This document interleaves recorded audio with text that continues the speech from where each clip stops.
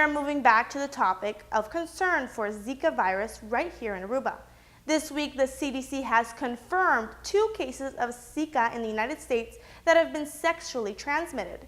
As of yet, we do not know if it was a man or woman, but indeed a traveler entered the United States from a Latin American region and has unveiled a new angle for the concerns on this virus. The first known case of Zika virus in the United States was reported in Texas on Tuesday by local health officials, who says it was likely sexually transmitted and not a mosquito bite, a day after the World Health Organization declared an international public health emergency.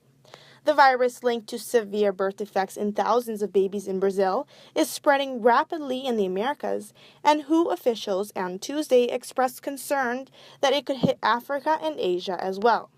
Zika had been thought to be spread by the bite of mosquitoes of the Aedes genus, so sexual contact as a mode of transmission would be potentially alarming development.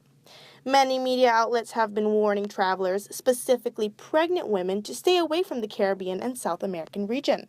The CEO and president of the Hotel and Tourism Authority, James Heppel, confirms that these allegations have already begun to affect the island's tourism industry, even though there has been no case reported on the island as of yet.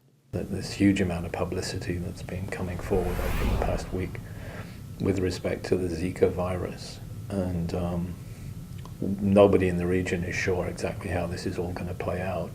There are relatively few islands at the moment that are reporting cases, but it's inevitable, given the way in which this, the mosquito-borne infection spreads, that it will spread throughout the region, and we have to be conscious of our visitors' concerns and address them, and that's going to have to be done with mosquito eradication programs here in Aruba. That's the only real way to address it.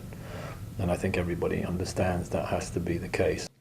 Besides this being a concern for the island's tourism industry, Mr. Heppel believes the community needs to be informed of the risks and symptoms. The problem isn't going to be in the hotels. It's going to be in the community as a whole.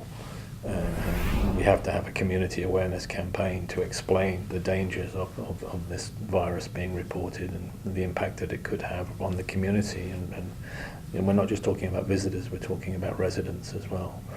And so that's something that certainly over the past week or so that we've really begun working on.